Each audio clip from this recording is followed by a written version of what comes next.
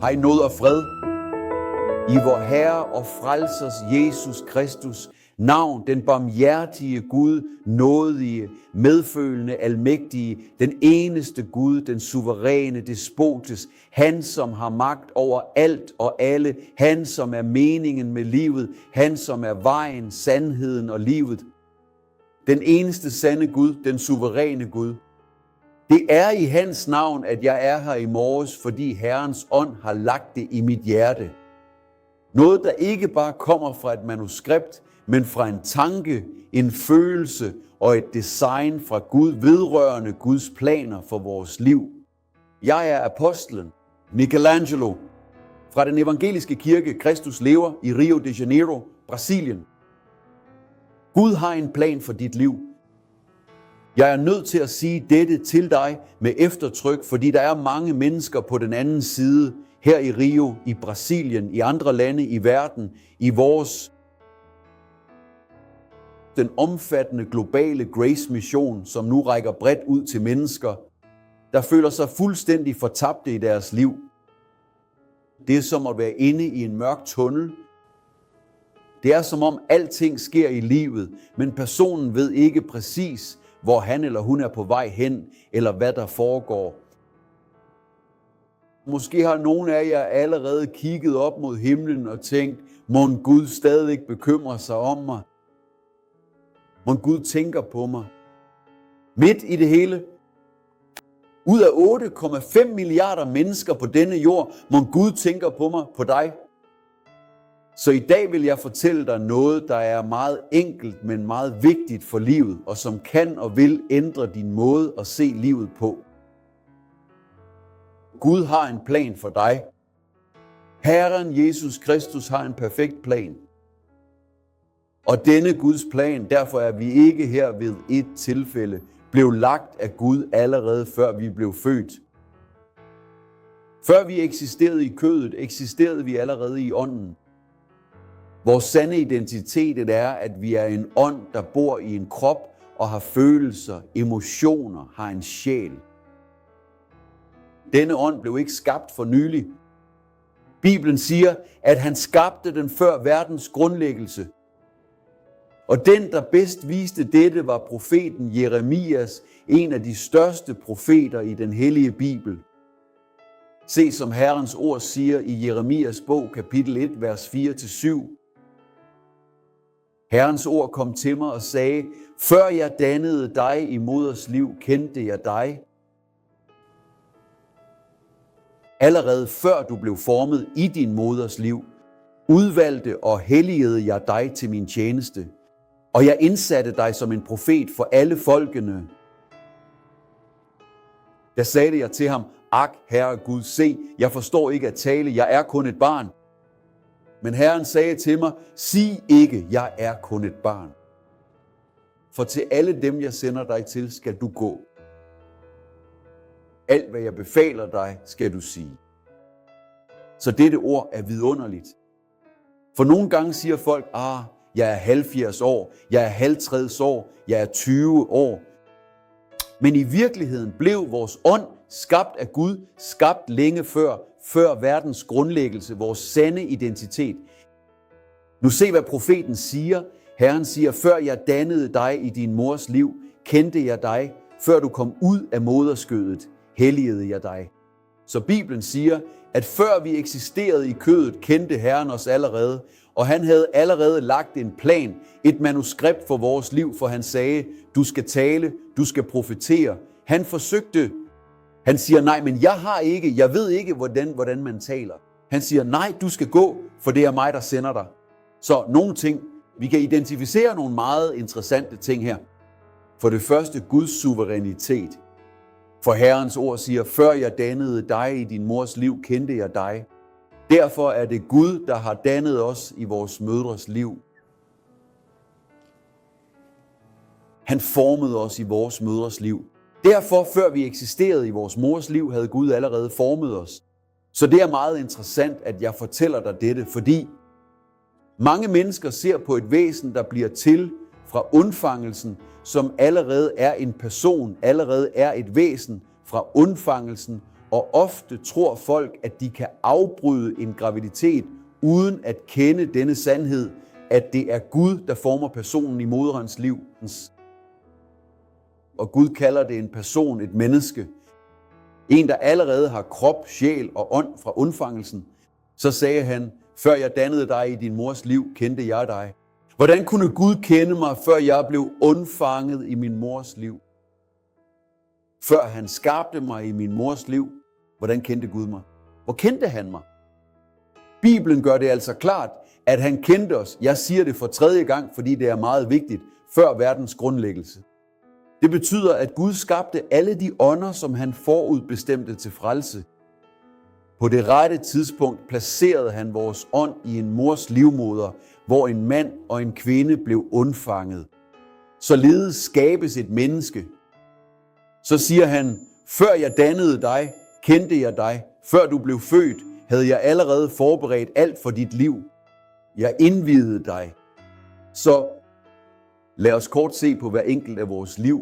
Jeg står her som en Guds profet, som en biskop, som en prædikant, en pastor. Og når jeg ser tilbage, når jeg husker, er jeg bevidst om nogle ting, fra jeg var 4-5 år gammel. Jeg indså tydeligt nu efter at være blevet frelst, efter at Gud manifesterede forsoningen med sig selv, at hele mit liv var skrevet af Gud.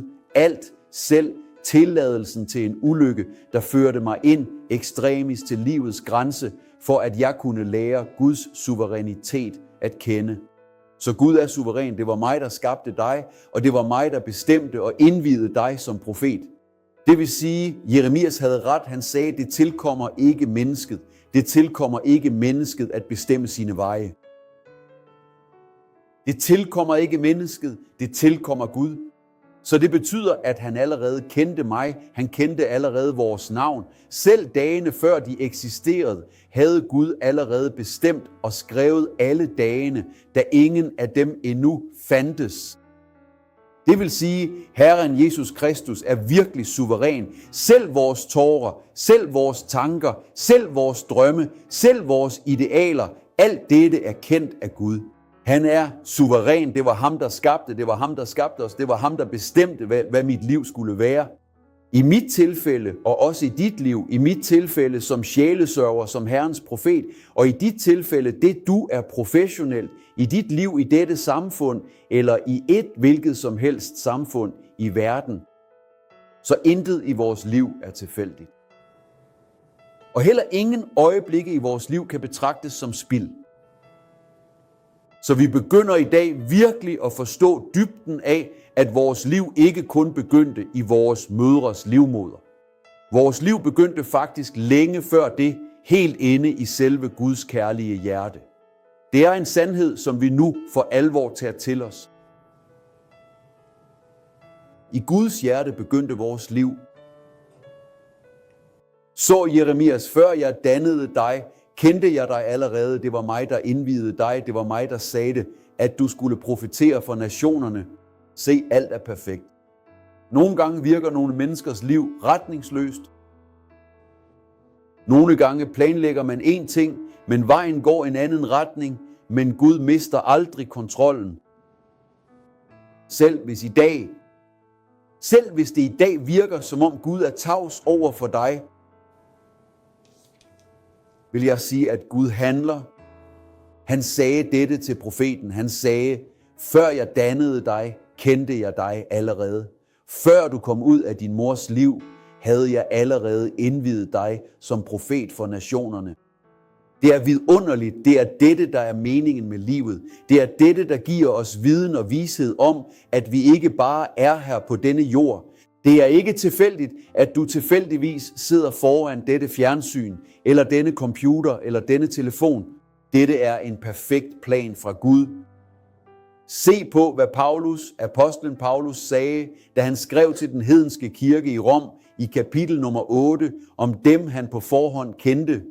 Se, i virkeligheden er vores vugge Guds hjerte. Dem han på forhånd kendte. På forhånd betyder før vi havde kød, før vi var hud, knogler, blod, sener, før vi var en person, siger han, jeg kendte dig. Dem han på forhånd kendte, har han også forudbestemt til at blive formet efter billedet af sin søn, for at han, Jesus, skulle være den førstefødte blandt mange brødre. Og dem han forudbestemte kaldte han også, dem han kaldte retfærdiggjorte han, og dem han retfærdiggjorte, herliggjorte han også. Så værket er fuldendt. Dem han på forhånd kendte, jeg ved, at en stor del af dem, der lytter til mig, vil være chokeret og sige, men hvordan kan det være? Mener du, at jeg allerede eksisterede, før jeg havde en krop af kød, før min mor bar mig? Ja. Dem han på forhånd kendte. Så du ved, at jeg i mange år kun kendte én religion. Jeg var romersk, katolsk, apostolsk i 21 år. Og jeg vidste ikke, hvem jeg var. Gud for kirken viste mig aldrig de bibelske sandheder. Jeg kendte kirkens doktriner, men jeg kendte ikke skaberens ord, Guds ord. Så jeg gik ind til messen tom og gik ud tom. Det var bare et ritual, jeg levede. Indtil jeg har fortalt dig dette mange gange, det er mit livs vidnesbyrd i en så traumatisk ulykke, med så mange brud, med så stor en påvirkning. I min krop, der blev jeg bragt til et hospital.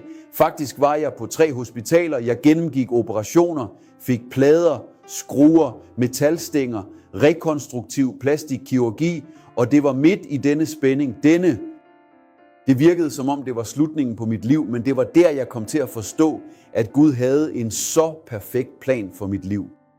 At jeg ville komme til at stå foran et tv-kamera for at tale til dig og fortælle dig, at Gud kendte dig på forhånd. Han har allerede forudbestemt dig, allerede kaldt dig, allerede retfærdiggjort dig og allerede herliggjort dig. Det vil sige, værket er allerede fuldendt.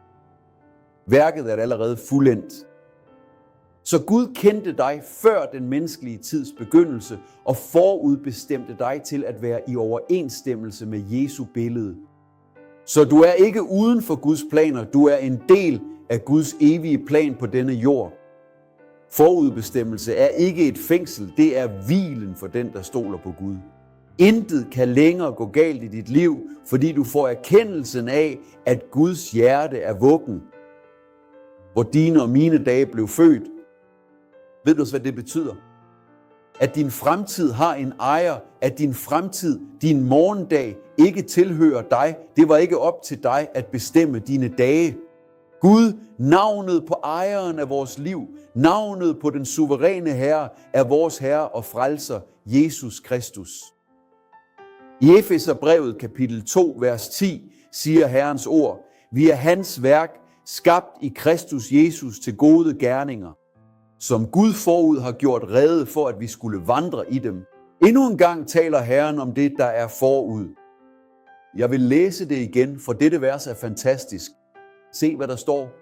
Vi er hans værk skabt i Kristus til gode gerninger, som Gud forud har gjort rede for, at vi skulle vandre i dem. Hele vores liv er en del af Guds plan. Alle Guds gerninger, de er allerede blevet forberedt af Gud. Vejen, manuskriptet for dit liv var allerede lagt selv før du eksisterede på denne jord. Nu behøver du blot at vandre på denne vej fra Gud, kaldet Guds planer. Så Guds plan er ikke opfundet af mennesket. Når jeg stopper op, reflekterer og ser tilbage og tænker på mine tidligere dage, tænker jeg altid, folkens, hvordan kan det hele passe så godt sammen? Alt passer sammen, alt forbinder sig, fordi dette er Guds perfekte plan. Det er en perfekt forbindelse fra Gud. Denne Guds plan skal adlydes. Formålet er ikke at blive bygget. Guds plan for dit liv skal åbenbares. Så når du forstår dette, begynder angst at miste sin kraft i livet. Sammenligningen mister sin betydning. Frygt forsvinder simpelthen, for han, som er i os, er større end han, som er i denne verden.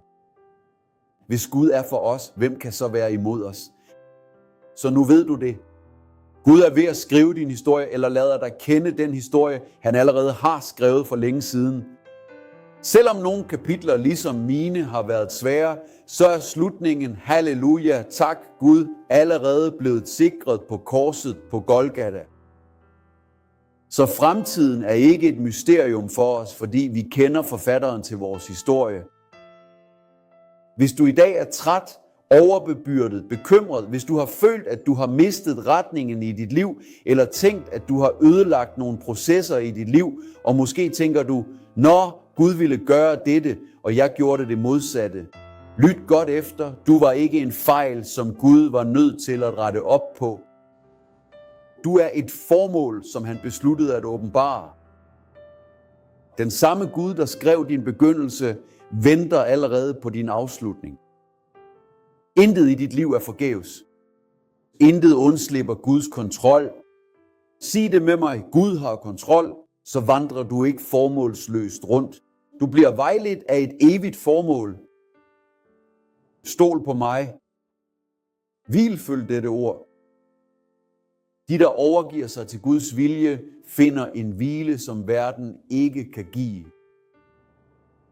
Så vi er ikke kun født for at leve fanget i denne krop, men for at leve frie, for at velsigne andre med det, Gud giver os. Vores bøn er, at du i dette øjeblik har erkendt gennem disse ord, at du ikke er et tilfælde. Du er ikke et dokument, et nummer på et dokument. Du er et elsket barn af Gud, og Gud har en perfekt plan. Og denne plan vil blive fuldendt.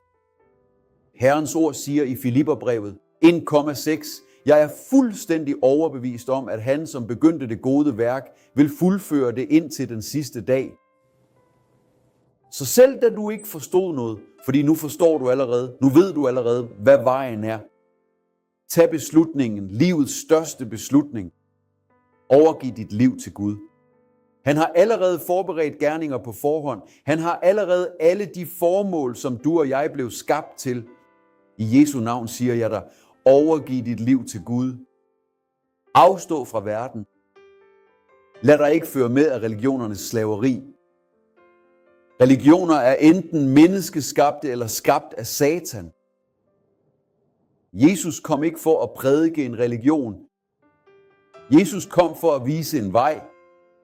Og han sagde, at hvis vi bekender ham for mennesker, vil han også bekende os for Gud. Der som vi bekender ham for mennesker, vil han også bekende os for Gud, for faderen. Så siger jeg til dig i dag, giv dit liv til Jesus. Giv afkald på verden. Lad ikke religion tage fokus og mening med dit liv. Tro på Guds ord. Det eneste ord i verden, der er ufejlbarligt og ufejlbarligt, er Guds ord. Dette ord er Gud, der taler til hjertet. Så opgiv dit liv. Men apostel, hvordan skal jeg bede en kort bøn? Sig med mig, Herre Jesus Kristus, jeg forsager verden. Jeg afsværger religion, jeg afsværger denne jordiske veje, og jeg bekender dig som min Herre og min frelser.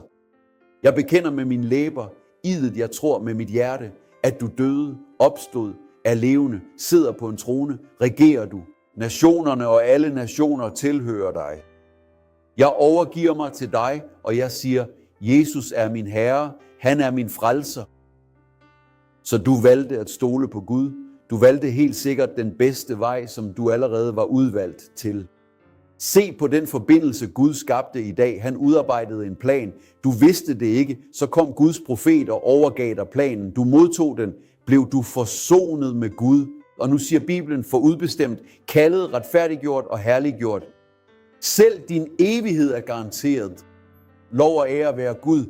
Hvor vidunderligt, at ånden i dag talte dybt, og at mange liv blev overgivet til Herren Jesus Kristus, her i Rio de Janeiro, i Brasilien og rundt om i verden. Og helt sikkert vores globale Grace Missions på 14 sprog finder vej til sociale medier over hele verden, og jeg takker Gud for menneskene. De genererer allerede denne feedback med vores tjeneste over hele planeten. Vi har kontakttelefonnummer. I Rio de Janeiro 552-199-274-154. Det står på din skærm eller vores kirkes fastnettelefon 552-130-179-9090. Kontakt os, du vil modtage en troens bøn, du vil modtage en bog fra vores kirke, og du vil få en forbindelse med den sande tjeneste, den bibelske tjeneste, den tjeneste, som Gud oprejste til endetiden i Jesu navn. I dag er det søndag her i Rio de Janeiro, og vi skal have 2 store møder i den evangeliske kirke. Kristus lever. klokken 9 om morgenen, klokken 5 om eftermiddagen, med det profetiske og apostolske budskab og lovprisning til Gud. Et øjeblik af åndelig glæde, af ophøjelse af Herrens navn, et sted, der er dit. Hvis du er i nærheden af Rio eller i Rio de Janeiro, så kom og vær sammen med os. Hvis du er langt væk, så følg vores gudstjeneste live på de sociale medier til Herrens ære. Vores adresse er Rua Marica 320 i Campinho-kvarteret, vestzonen af Rio de Janeiro, Brasilien. Dette er Guds port til himlen, til dit liv. Han har fundet dig. Du er ikke længere fortabt eller forældreløs. Du er på den rette vej med vores Herre Jesus Kristus, frelsens vej. Jeg vil endnu en gang udtrykke min dybe taknemmelighed til menigheden i den evangeliske kirke, Cristo Vive, som giver den materielle og økonomiske støtte, så vi kan udføre dette arbejde. Jeg vil også takke mit tv-hold, som jeg har været sammen med i mange år, hvor vi fejrer Herren Jesus Kristus ved hver eneste tv-optagelse. Jeg vil derfor gerne takke nogle personer, som har viet sig meget intenst til at tjene Gud, så Gud kan blive herliggjort. Og Herren Jesus Kristus kendt i hele verden. Min kærlighed og mit kram til Rodrigo Ambrosio og Fabiana Ambrosio fra turbomarkederne til tusindvis i Villa Emil Mesquita i Baixada Fluminense-regionen i Rio de Janeiro. Dette Herrens velsignede par, som ærer ordet og riget på denne måde. Min kære ven Renato Villarinho, Claudia Riches, vores Sinsane, som sammen med menighederne i Igreja Cristo Vive har været årsag til ophøjelse, frelse af liv, redning af liv. En velsignelse må det gå jer alle godt til alle jer, der i dag vil ringe til os og sige, se, jeg hørte en Guds mand, jeg forstod sandheden, nu ved jeg, hvilken vej jeg skal følge, og jeg vil også gerne bidrage ved at så i dette ministerium. Vores instruktioner til, hvordan du gør det, er lige her på din skærm.